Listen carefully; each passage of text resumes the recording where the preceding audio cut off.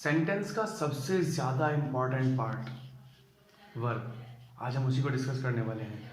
ये इस सीरीज़ की चौथी वीडियो है। पहले बनाई थी हमने नाउन्स पर, फिर प्रोनाउंस पर, फिर एडजेक्टिव्स पर, और अब ये चौथी वीडियो है इस सीरीज़ की वर्ब पर। इस सीरीज़ में हम ये कोशिश कर रहे हैं कि कई सारे स्टूडेंट्स जो कि अपनी लैंग्वेज को ट्रांसलेट करना सीखना चाहते हैं, वो चाहते हैं कि हम अपनी लैंग्वेज को इंग्लिश में ट्रांसलेट कर सकें, वो अच्छी तरह से सीख जाएं कि ट्रांसलेट कैसे करना है और कोई मिस्टेक उसमें ना हो। हम शुरुआत में बिल्कुल सिंपल सेंटेंसेस भी करेंगे और उसके बाद फिर कॉम्प्लेक्स सेंटेंसेस की तरफ भी आएंगे। तो ये एक लंबी सीरीज़ होने वाली है, तो बताइए क्या करना है आपको, पता है ना? सब्सक्राइब कर लीजिए इस चैनल को ताकि कांटेक्ट में रहें आप और आप तक पहुँचते रहे, सीरीज़ वाइज आप तक वीडियोस पहुँचें। ठीक है, तो चलो शुरू करते हैं हम इस बात को। सबसे पहली बात जो वर्ब में है वो ये है, व्हाट इज वर्ब? वर्ब है क्या? तो बहुत सिंपल वर्ड में अक्सर बोल देते हैं द एक्शन वर्ड। ठीक है ना, एक्शन वर्ड इज वर्ब। ये बहुत कॉमन सी चीज़ है। ठीक है, अब देखो मैं आपको दो तरीके से समझाऊंगा। ठीक है ना, एक जो जनरल केस है और जो एक्चुअली है वाइडली वही चीज़ होती है।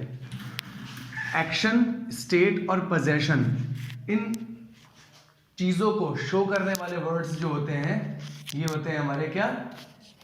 एडवर्ब हैं। क्या पढ़ रहे हैं हम? एडजेक्टिव्स। तो ये होते हैं हमारे एडजेक्टिव्स। ठीक, अब एक्शन शो करने वाले वर्ड कौन कौन से? जैसे कि सबसे पहले हमारे यहाँ पर सेंटेंस लिखा हुआ है, we have discussed nouns, pronouns and adjectives. तो यहाँ पर एक्शन शो करने वाला कौन सा वर्ड है? देखो, एक्शन शो करना जो है ना बहुत सिंपल सी चीज़ है। जो भी सेंटेंस में काम है वो वर्ब है। सबसे ज़्यादा ये वाला यूज़ होता है। ये दूसरा तरीका है मेरा समझाने का कि सबसे आसान तरीका वर्ब को पहचानने का क्या है? जो सेंटेंस में काम है वो क्या है? वर्ब है। जैसे यहाँ पर we have discussed nouns, pronouns and adjectives, तो यहाँ पर जो वर्ड है ये डिस्कस्ड, दिस इज वर्ब। ठीक है, दूसरी चीज आती है हमारी स्टेट। अब स्टेट में दो एग्जांपल्स बताएं। स्टेट मतलब कंडीशन बताई जा रही है, सिचुएशन बताई जा रही है, अकरेंस बताई जा रही है किसी चीज की। ठीक है, तो वो क्या है? वो सेंटेंस में जो वर्ड है वो भी वर्ब है। जैसे this is Aryans academy and I am your teacher. ठीक, तो यहां पर इज जो वर्ड है और यहां पर एम जो वर्ड है ये हमारा क्या है? ये हमारा है वर्ब। अब इसमें बहुत सारे बच्चे कंफ्यूज होते हैं कि सर इज तो हेल्पिंग वर्ब होता है और यहाँ पर एम जो लिखा हुआ है ये भी हेल्पिंग वर्ब होता है। तो बात सही है, ये हेल्पिंग वर्ब भी होता है और वर्ब भी हो सकता है। कब हेल्पिंग वर्ब होगा, कब वर्ब होगा, कैसे पता चलेगा? इस वीडियो को लास्ट तक देखिए, समझ में आ जाएगी। ये वाली जो डिफरेंस है ना, ये जो चीज़ है सब समझ में आ जाएगा। दूसरा एक और एग्जाम्पल है, यू विल बी फाइन। तो यहाँ पर जो वर्ड है बी, दिस इज वर्ब। ठीक है, पोजेशन शो करते हैं। पोजेशन मतलब अपने पास किसी चीज का होना, पोजेस करते हैं हम उस चीज को।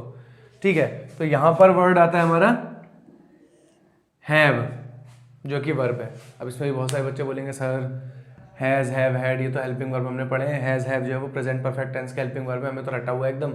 आप कह रहे हो कि नहीं ऐसा नहीं है, तो नहीं नहीं नहीं नहीं, यहाँ पर हैव वर्ब है, हेल्पिंग वर्ब भी होता है। क्या डिफरेंस है पता चलेगा आगे। तो वी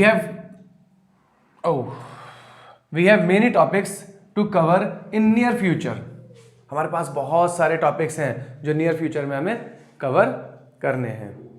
ठीक है, तो यहां पर डिस्कस्ड, यहां पर इज, एम, यहां पर बी और यहां पर हैव, ये सारे वर्ड्स वर्ब हैं। तो इन शॉर्ट वर्ब को कैसे पहचानना है, कम से कम ये तो समझ में आ ही गया होगा। ठीक है, अब देखो यहाँ पर एक सेंटेंस है, इसमें आपको बताना है, इस सेंटेंस में ये आपका होमवर्क है कि आपको बताना है कि इसमें वर्ब क्या क्या है। देखो सिंपल सा सेंटेंस है और बहुत काम का सेंटेंस है। Please subscribe to this channel and like and share this video. सही ना? तो बताओ इसमें, इस सेंटेंस में कौन कौन से वर्ड वर्ब हैं? एक है, ये एक से ज़्यादा हैं, जितने भी हैं बताओ, कमेंट करो नीचे और बताओ। मैं देखूंगा बाद में किस किस ने कमेंट किया, किस किस को पता है। चाहे अभी कर दो, चाहे वीडियो के बाद करना, जैसे भी आपको समझ में आए। जैसे ही समझ में आ जाए कि हाँ ये वर्ड वर्ब है, कर देना। अब देखो वर्ब को जो हम पहचानते हैं, किस तरह से पहचानते हैं, ये हमने थोड़ा सा डिस्कस किया है। अब हिंदी में जो हम आमतौर पर सेंटेंसेस बोलते हैं, तो इसमें जो लास्ट वर्ड होता है हमारा, last word in Hindi, Hindi में जो लास्ट वर्ड होता है, हमारी हिंदी की जो स्पीच है, जो सेंटेंस है, उनमें जो लास्ट वर्ड होता है दैट इज वर्ब। ठीक है ना। जैसे जब हम बोलते हैं तो बोलते हैं यहाँ पर वर्ब है, ये काम है ना, हम काम नहीं है, बोलते हैं ये काम है। ठीक है ना। काम मतलब कोई प्रोफेशन नहीं, काम मतलब जो प्रोसीजर है, जो प्रोसेस है एक। ठीक। तो हिंदी में लास्ट वर्ड जो होता है वो वर्ब होता है। अगर हम बात करें इंग्लिश की, तो इंग्लिश में असर्टिव सेंटेंस में सब्जेक्ट के बाद आता है वर्ब, और इंटरोगेटिव सेंटेंस में सब्जेक्ट से पहले आता है या आ सकता है। ठीक है। अब कैसे कैसे देखते हैं आगे। वर्ब को जब हम डिस्कस करेंगे तो इसमें हमें 4 कैटेगरीज पढ़नी होंगी। आमतौर पर सब बस वर्ब होता है, ठीक है, लेकिन वर्ब की 4 कैटेगरीज हमें पढ़नी है अगर हमें सेंटेंस को अच्छे से बनाना सीखना है। तो कॉम्प्लेक्स सेंटेंस को स्पेशली अगर सीखना है तो ये चारों कैटेगरीज हमें पता होनी चाहिए। 4 टाइप्स कौन कौन सी हैं? Intransitive verb, transitive verb, linking verb और ऑक्सिलरी वर्ब। ठीक है। इनट्रांजिटिव वर्ब इसमें सबसे ज्यादा सिंपल रहता है। इनट्रांजिटिव वर्ब जो होता है इसमें ऑब्जेक्ट की जरूरत नहीं होती है। ठीक है ना। इसमें ऑब्जेक्ट आता ही नहीं है, लेकिन इसका मतलब ये नहीं है कि वर्ब के बाद कोई और वर्ड नहीं आएगा। देखो जरा, आई एम टीचिंग, ठीक है ना, यहाँ पर एम टीचिंग ये वर्ब है। अब इसमें बहुत सारे स्टूडेंट्स कंफ्यूज होते हैं कि सर ये तो हेल्पिंग वर्ब है ना, तो इस चीज़ को भी अभी डिस्कस करेंगे आगे, इसी वीडियो में करेंगे। Stay with me. I am teaching ये यहाँ पर वर्ब है। ठीक है ना। सेकेंड एग्जाम्पल देखो, Anju laughed hysterically, Anju hysterically हंसी। What is the meaning of hysterically? देखो ऐसे बहुत सारे वर्ड्स आते हैं हम लोगों की लाइफ में जो हमने कभी सुने या कहीं पढ़े और वो हमें पता ही नहीं है। तो आप लोगों को हमेशा ये करना चाहिए कि उस चीज़ को याद रखना चाहिए कि ये वर्ड मुझे नहीं पता। जैसे यहाँ पर ये वर्ड मैंने जानबूझकर लिखा है, मैं यहाँ पर लाउडली भी लिख सकता था, लेकिन मैंने हिस्टेरिकली लिखा है। अब इसकी मीनिंग क्या है? आप सोचोगे कि मैं बता दूंगा, मैं नहीं बताने वाला। इस वर्ड की मीनिंग आप लोग सर्च करो, ठीक है ना, समझो उसे। और ऐसे ही इस जैसे बहुत सारे वर्ड्स और आएंगे आपकी लाइफ में, अलग अलग बुक्स में, बिस्किट के पैकेट तक पे आपको ऐसे वर्ड्स मिल सकते हैं जिनकी मीनिंग आपको नहीं पता या जिनकी प्रोनाउंसिएशन आपको नहीं पता। तो ये अपनी आदत बनाओ हमेशा कि जब भी आप कोई ऐसा वर्ड पढ़ो जिसकी आपको मीनिंग नहीं पता, जिसकी आपको प्रोनाउंसिएशन नहीं पता, तो फिर उस चीज़ को सीखो, समझो, जानो कैसे भी करके। चाहे किसी टीचर से पूछो या पर्सनली, ऑब्वियसली पर्सनली किसी टीचर से पूछो, या फिर कहीं सर्च करो, वो आपकी हेडेक है। खैर, तो अंजू लाफ्ड हिस्टेरिकली, तो यहाँ पर एम टीचिंग ये वर्ब था, यहाँ पर लाफ्ड अंजू हंसी। ठीक है। सोनू सिंग्स ब्यूटीफुली, सोनू खूबसूरती से गाता है, तो गाता है ये यहाँ पर वर्ब होगा। और यहाँ पर थैनोस सैट कामली, थैनोस को तो जानते होंगे है ना, तो थैनोस सैट कामली, थैनोस सुकून से बैठा, सैट यहाँ पर वर्ब है। तो ये इनट्रांजिटिव वर्ब्स होते हैं। ये आमतौर पर लिखने में तो नहीं, लेकिन बोलने में काफ़ी यूज़ होते हैं हम लोगों के। जब हम किसी भी चीज़ को डिस्क्राइब करते हैं, लिखने में भी ऐसा नहीं कि बिल्कुल नहीं होते हैं यूज़, लेकिन कम होते हैं। स्पीकिंग में बहुत ज़्यादा होते हैं यूज़। सेकंड कैटेगरी आती है हमारी ट्रांजिटिव वर्ब की। ट्रांजिटिव वर्ब भाई इनट्रांजिटिव, जिसमें ऑब्जेक्ट की ज़रूरत ही नहीं, ऑब्जेक्ट होता ही नहीं है। ऑब्वियसली ट्रांजिटिव जिसमें वर्ब होगा। लेकिन इसकी 3 कैटेगरीज हैं, तो यहाँ पर लिखी हुई हैं, एक अभी आगे हम डिस्कस करेंगे। तो ट्रांजिटिव वर्ब जिसमें एक ऑब्जेक्ट हो और एक ट्रांजिटिव वर्ब जिसमें 2 ऑब्जेक्ट हो। तो तीसरा कौन सा होगा जिसमें 3 ऑब्जेक्ट हो? देखो क्या आता है। ट्रांजिटिव वर्ब विद 1 ऑब्जेक्ट, जैसे यहाँ पर है I have been teaching English since 2006। I have been teaching English since 2006, तो यहाँ पर have been teaching, this is verb, and English ये इसका ऑब्जेक्ट है। ठीक है ना। अब ये सिंस 2006 क्या है? पढ़ते रहो, पता चलेगा पता, सब कुछ पता चलेगा, कोई भी चीज़ मिस नहीं होगी, टेंशन मत लो। तो यहाँ पर I have been teaching English since 2006, ये यहाँ पर वर्ब है और ये उसका ऑब्जेक्ट है। ठीक है। अगली चीज़ जो आती है हमारी ट्रांजिटिव वर्ब विद 2 ऑब्जेक्ट्स। अब एक ऑब्जेक्ट वाला सबको पता होता है, हमने सेंटेंस का स्ट्रक्चर जो बचपन में सीखा था वो हमेशा ये सीखा था कि सब्जेक्ट आएगा, फिर हेल्पिंग वर्ब आएगा, फिर वर्ब आएगा, फिर ऑब्जेक्ट आएगा, subject helping verb verb object, हमेशा यही सीखा है। तो इसमें एक ऑब्जेक्ट ही पढ़ा है हमने, लेकिन हमेशा ऐसा नहीं होता है और यहीं पे हम कंफ्यूज होते हैं। 2 ऑब्जेक्ट्स भी आते हैं, जैसे देखो आई asked you a question. Asked, यहां पर वर्ड आस्क्ड जो है दिस इज वर्ब, ठीक है, और you this is object. I asked you ये भी सेंटेंस हो सकता था, और आई आस्क्ड अ क्वेश्चन ये भी सेंटेंस हो सकता था। हमने बोला आई आस्क्ड यू अ क्वेश्चन। ऐसे यहां पर नेक्स्ट सेंटेंस में father brought me a gift, तो ब्रॉट यहां पर वर्ब होगा और उसका ऑब्जेक्ट मी और अ गिफ्ट रहेगा, ठीक है। तो ये जो सेंटेंस है father brought me a gift और I asked you a question, इसमें 2 ऑब्जेक्ट्स हैं, ठीक है। तो ट्रांजिटिव वर्ब जिसमें 2 ऑब्जेक्ट्स होते हैं। अब सवाल ये आता है कि 2 ऑब्जेक्ट है तो दोनों ऑब्जेक्ट में कोई फर्क है क्या, मतलब पहले कौन सा लिखना है बाद में कौन सा लिखना है, इसको कुछ रूल है? डेफिनेटली रूल है। देखो जब भी 2 ऑब्जेक्ट होंगे तो एक होगा डायरेक्ट ऑब्जेक्ट और एक होगा इनडायरेक्ट ऑब्जेक्ट। एक हमारा है डायरेक्ट ऑब्जेक्ट और दूसरा इनडायरेक्ट ऑब्जेक्ट। डायरेक्ट ऑब्जेक्ट जो चीज होती है कोई सी भी वो डायरेक्ट ऑब्जेक्ट होगा, और जो पर्सन है वो इनडायरेक्ट ऑब्जेक्ट होगा। जैसे यहां पर ही देखो आई आस्क्ड यू अ क्वेश्चन, तो यू यहां पर पर्सन है और अ क्वेश्चन थिंग है। Father brought me a gift, me person, a gift thing, ठीक है। हमेशा याद रखो कि पहले इनडायरेक्ट ऑब्जेक्ट आ रहा है, डायरेक्ट ऑब्जेक्ट बाद में, इनडायरेक्ट ऑब्जेक्ट पहले, हमेशा जनरली। लेकिन अगर हम ये चाहते हैं कि नहीं नहीं नहीं हमें डायरेक्ट ऑब्जेक्ट पहले लिखना है और इनडायरेक्ट बाद में लिखना है, तो हम ऐसा कर सकते हैं क्या? डेफिनेटली कर सकते हैं। हम डायरेक्ट ऑब्जेक्ट को पहले और इनडायरेक्ट ऑब्जेक्ट को बाद में कर सकते हैं, लेकिन शर्त यह है कि फिर हमें इनडायरेक्ट ऑब्जेक्ट से पहले टू या फॉर लगाना होगा। कभी कभी ऑफ भी आता है, लेकिन ऑफ को भी जाने दो। टू और फॉर, ऑफ बहुत रेयर केस में होता है तो इस वजह से जाने दो। जैसे आई आस्क्ड अ क्वेश्चन, मैंने इस क्वेश्चन को उठाकर पहले कर लिया, I asked a question to you, हमें यहां पर टू लगाना पड़ा। अगर टू नहीं लगाएंगे तो सेंटेंस गलत हो जाएगा। Father brought a gift for me, for नहीं लगाया सेंटेंस गलत हो जाएगा। क्लियर? ओके। अब देखो मेरा चेहरा कट गया कोई बात नहीं, टॉपिक समझ में आना चाहिए।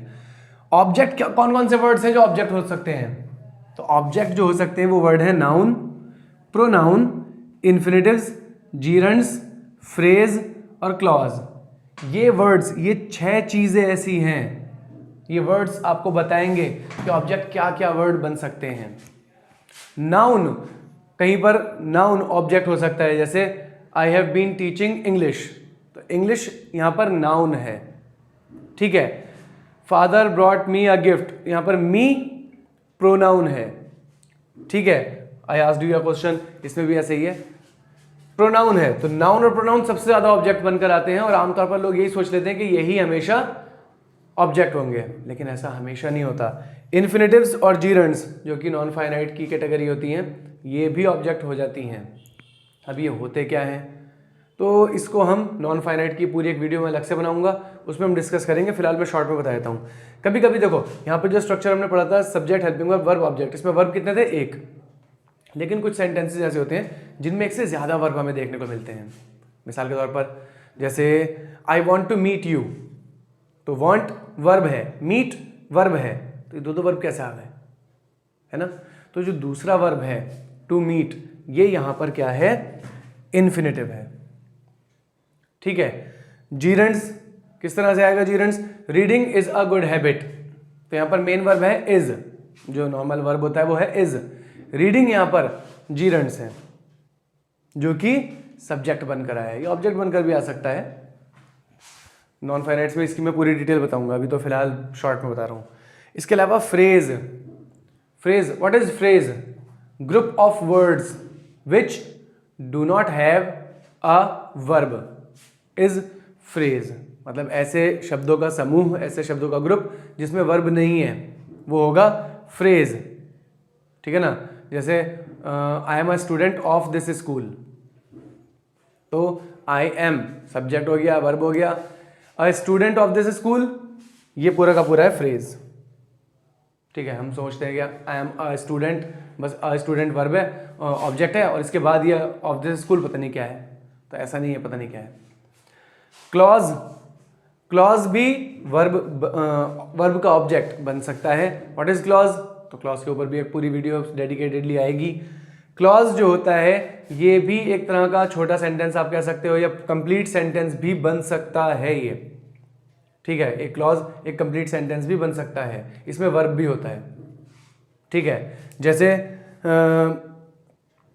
आई know what he will do tomorrow, तो what he will do tomorrow, this is a clause. Know का ऑब्जेक्ट है, what he will do tomorrow, this is clause, this is object. ठीक है, अब यहां पर हमें ये चीज भी एकदम क्लियर कट हो जाती है, क्रिस्टल क्लियर हमें ये चीज समझ में आ जाती है कि ऑब्जेक्ट कभी भी एक वर्ड का हो ऐसा जरूरी नहीं है, एक वर्ड से ज्यादा के भी ऑब्जेक्ट्स हो सकते हैं। इसी से ही तो हमारे सेंटेंस बड़े हो जाते हैं, कॉम्प्लेक्स सेंटेंस जो बनते हैं इसी तरह से बनते हैं। तो चलिए, हमने transitive verb with one object, transitive verb with two object, और तीसरा देखते हैं आपका गैस सही था नहीं था। थर्ड कैटेगरी हमारी आती है transitive verb with an object and a compliment, जिसमें एक ऑब्जेक्ट हो और एक कॉम्प्लीमेंट हो। क्या था आइडिया आप लोगों का? बताओ जरा मुझे कमेंट करके कि आपने क्या क्या सोच लिया था, और अगर सही सोचा था तो भी कमेंट करके बताओ, देखते हैं कितने लोगों ने सही समझा था। तो ट्रांजिटिव वर्ब जिसमें एक ऑब्जेक्ट और एक कॉम्प्लीमेंट हो। अच्छा, वर्ड कॉम्प्लीमेंट, हमने किसी को कॉम्प्लीमेंट दिया, वही वाला कॉम्प्लीमेंट है ये? डेफिनेटली नहीं। वो वाला कॉम्प्लीमेंट जो होता है, जो कोई अच्छा लग रहा है, हम उसे बोलते हैं कि यार अच्छे लग रहे हो आज तुम, तो उस कॉम्प्लीमेंट में यहां पर आई आता है। यहां पर जो कॉम्प्लीमेंट है इसमें इस जगह पर ई आ रहा है। ये दो अलग अलग वर्ड्स हैं। ये कॉम्प्लीमेंट तारीफ करना, और ये वाला कॉम्प्लीमेंट ये है किसी भी चीज को पूरा करना, किसी वर्ड की मीनिंग को पूरा करना। ठीक है, तो फिलहाल हम ई वाले कॉम्प्लीमेंट को डिस्कस कर रहे हैं। तो ट्रांजिटिव वर्ब जिसमें एक ऑब्जेक्ट हो और एक ऑब्जेक्ट का कॉम्प्लीमेंट हो, मतलब ऑब्जेक्ट की मीनिंग को पूरा करने वाला हो। अगर हम कॉम्प्लीमेंट वर्ड यूज नहीं करेंगे तो वहां पर मीनिंग कंप्लीट नहीं आएगी, अजीब सी मीनिंग हो जाएगी। मिसाल के तौर पर एग्जाम्पल देखो, दे मेड रोहित कैप्टन, उन्होंने रोहित को कैप्टन बनाया। तो अगर हम यहां पर वर्ब की बात करते हैं तो वर्ब क्या है? मेड, मेड यहां पर वर्ब है। अगर मैं ये हटा दूं, सिर्फ दे मेड रोहित आ जाए लिखा हुआ, तो सेंटेंस का कोई सेंस बन रहा है? उन्होंने रोहित को बनाया, तो समझ में नहीं आ रहा रोहित को कैसे बनाएगा कोई। तो दे मेड रोहित कैप्टन, जब हमने वर्ड कैप्टन यहां पर लगा दिया तब समझ में आया। यहां पर मॉनिटर हम लगा सकते हैं, यहां पर प्रेसिडेंट बना सकते हैं, मतलब कुछ भी। तो यहां पर जो वर्ड है ये मेड, ये ट्रांजिटिव वर्ब है जिसमें एक ऑब्जेक्ट है और एक उसका कॉम्प्लीमेंट है। ही कॉल्ड मी सेल्फिश, उसने मुझे सेल्फिश बोला, सेल्फिश बुलाया, सेल्फिश कहा।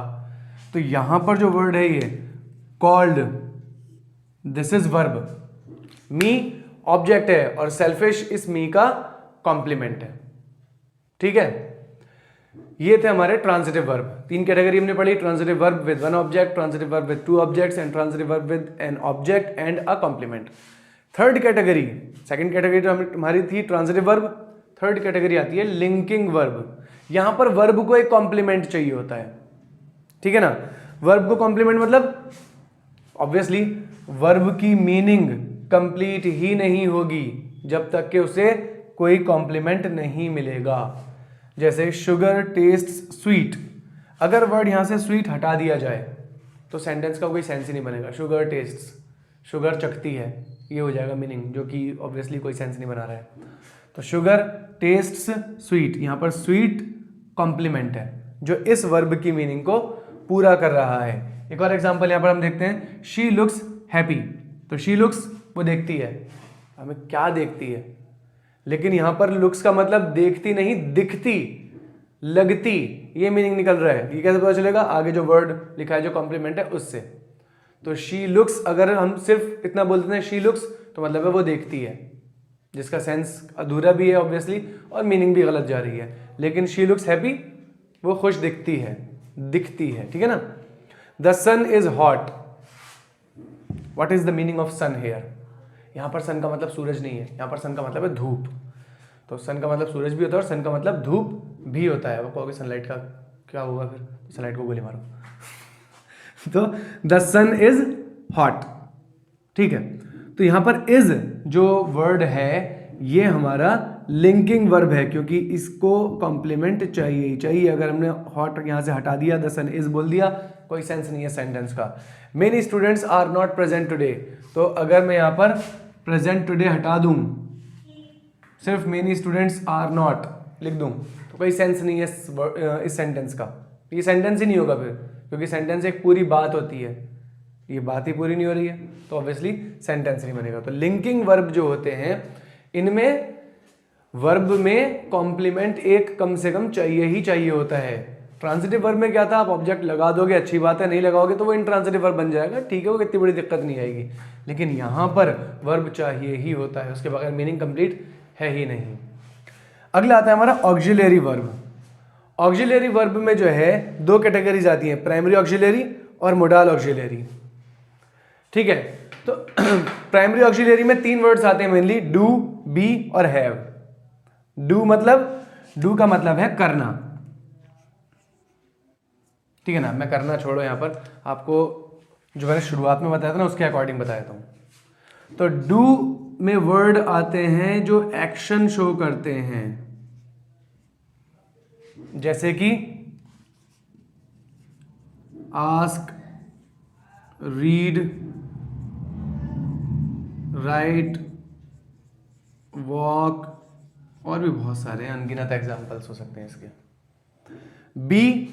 बी में जो स्टेट बताई जाती है वो वर्ड्स आते हैं, इसके कुछ ही एग्जाम्पल्स हैं, इज, एम, आर, वॉज, वर, और कभी कभार बी खुद भी यूज हो जाता है। और हाँ, कभी कभी बीन, बहुत रेयरली बीन के रूप में भी आता है, ठीक।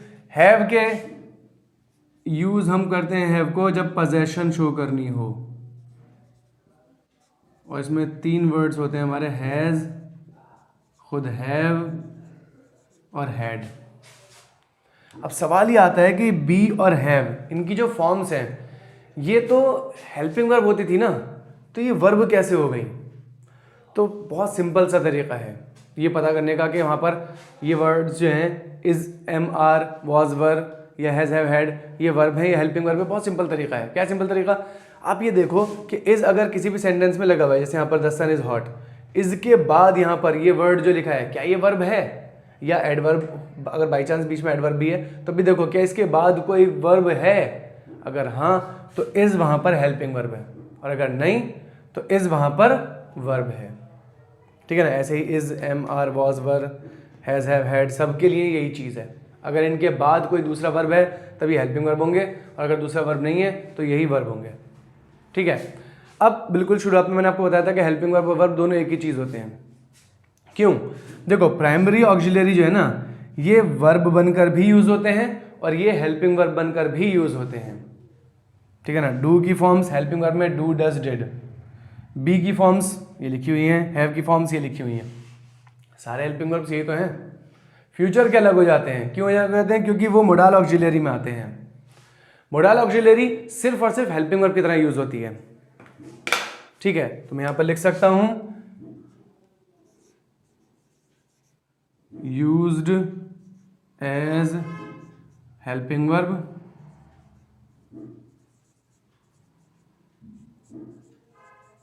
As well as verb. ये हेल्पिंग वर्ब बनकर भी इस्तेमाल होंगे, वर्ब बनकर भी इस्तेमाल होंगे। और मोडाल ऑक्सिलरी, जिन्हें हम मोडाल्स भी कहते हैं, अगली वीडियोस में हम इसे भी डिस्कस करने वाले हैं इस टॉपिक को। तो मोडाल ऑक्सिलरी जो है ये used as helping verb only. इसे सिर्फ हम हेल्पिंग वर्ब के तौर पर ही इस्तेमाल कर सकते हैं, इसे वर्ब नहीं बना सकते हम। कौन कौन से होते हैं modals? Can, could, should, would, will, shall, ठीक है ना, मे, माइट, मस्ट, बहुत सारे वर्ड्स हैं, टोटल 16 है, ठीक है, हम करेंगे उसे भी डिस्कस। तो ये है ऑक्सिलरी वर्ब, ठीक है। आई होप आपके पूरा टॉपिक वर्ब समझ में आ गया होगा। अगर आपका कोई भी क्वेश्चन है तो नीचे कमेंट में मुझे बताइए, मैं उसे आंसर कर दूंगा, और अगर मुझे लगा कि उसमें आंसर नहीं हो सकता तो मैं एक अलग वीडियो उस पर बना दूंगा, ठीक है।